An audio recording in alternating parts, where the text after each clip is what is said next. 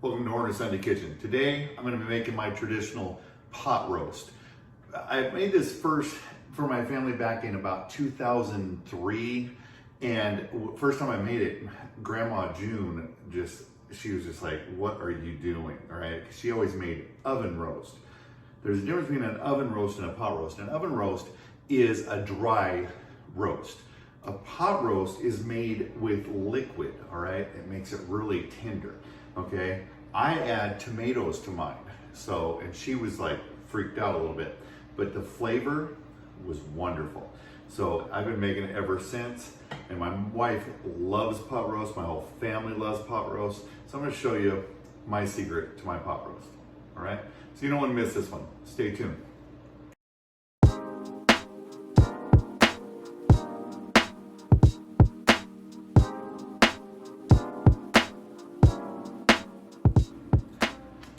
All right, the first thing I did yesterday was I took this chuck roast that I bought at the store and I rubbed this beefy onion Lipton soup mix on it, okay?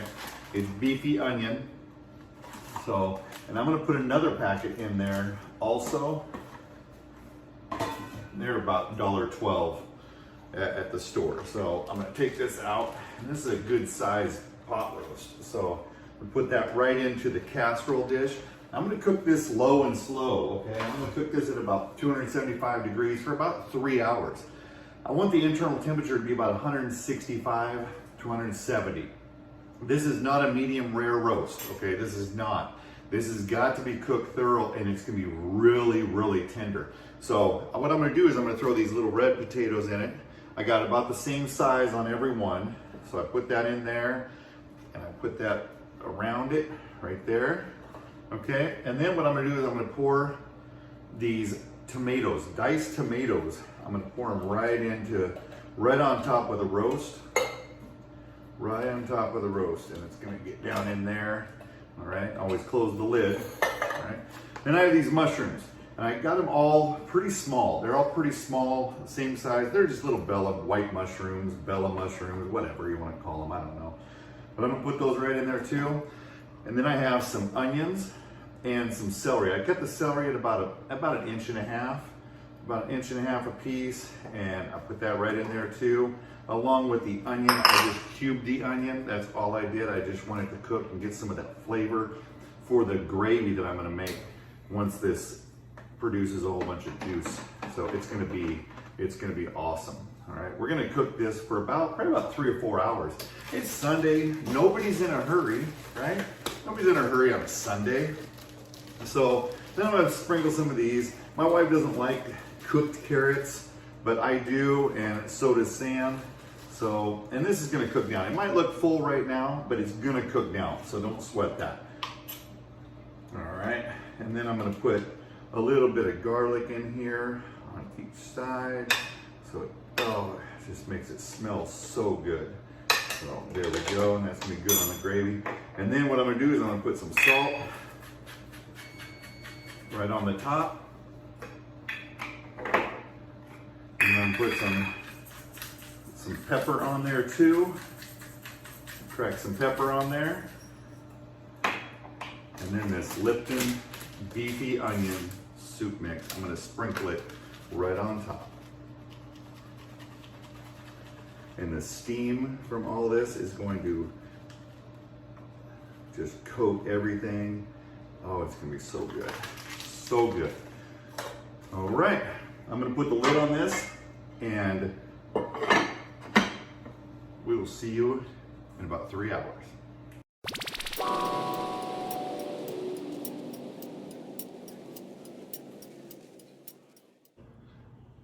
All right, we're back. It's been 3 hours. The roast, I took it out of the casserole dish, and I put it here. It's gonna sit for 15 minutes so it can relax. All right, it's been in the water or the juice for about 3 hours. So let it sit for about 15 minutes before you slice into it. I separated the vegetables, the potatoes, and I got the juice on the stove here. I'm gonna make a good gravy here. So I'll bring you over for that.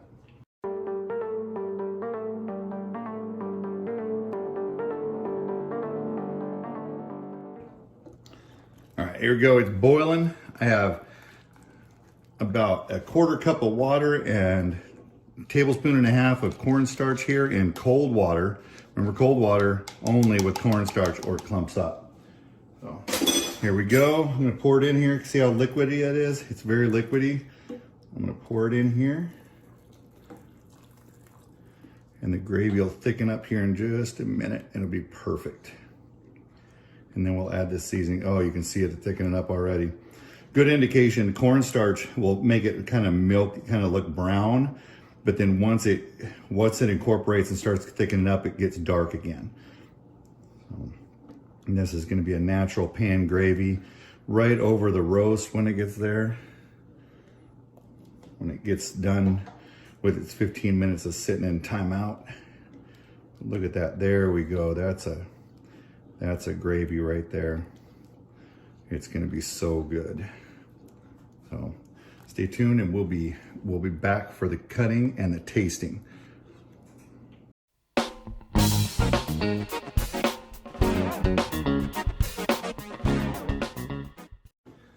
All right, now let's cut it, okay? You're gonna cut it against the grain. So you see the grain, let me get my glasses on here. Because if you don't cut it against the grain, then it's gonna get tough. All right, see the grain going this way right here? So what we're gonna do is we're gonna cut it right here. Just cut it right like that. Nice little thin pieces, as you can see. See that? That's perfect. Oh, it's tender too. Go. You can make some thicker pieces if you want some thicker pieces. If you want some just thin pieces, you can make thin pieces, but this is a perfect roast right here. Look at that. Make sure you have a sharp knife on hand. It makes it so much easier. This is a nice looking roast though. This is a chuck roast. And I bought it at H-E-B the other day, and it turned out perfect. This will be good for tomorrow too, if we want to make some sandwiches or whatever we want to do. See, okay, see the grain change too here. And this grain is going this way now, so I want to cut that like that. There you go. See, and that's a really tender piece right there. So take it easy on that. All right. Oh, look at that.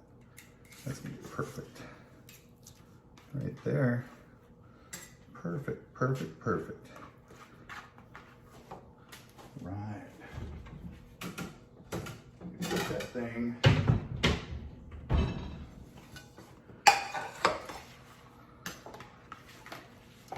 Just slide this right onto a plate.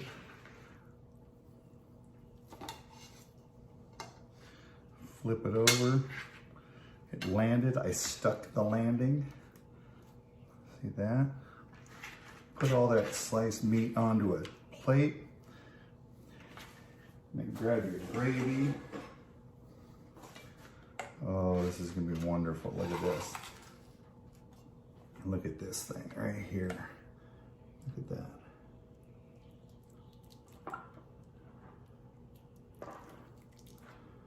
Oh, it is going to be so good. I can't wait to try it. We'll be back for the tasting.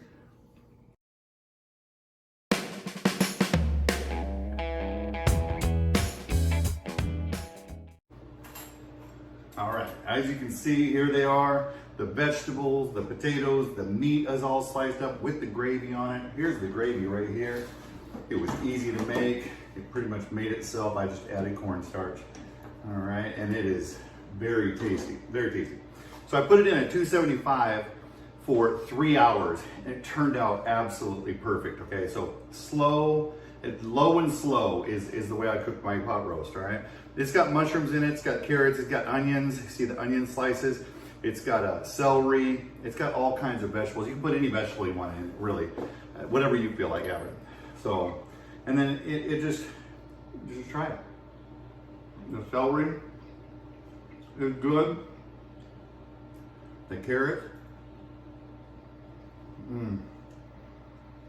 so good. And the mushroom, Oh, so good. Now let's try the meat.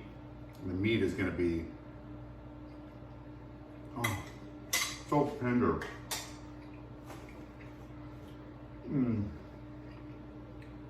That's the perfect pot roast. Smother it in gravy and just have at it. It's really good.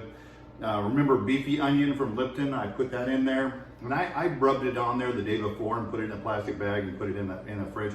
You don't have to do that. Just add it right to the vegetables, and the steam just soaks it into everything. So, and then it makes the perfect gravy. So, all right, that's it for Horner's Sunday Kitchen. If you like this video, hit the like button. If you haven't subscribed, subscribe, all right?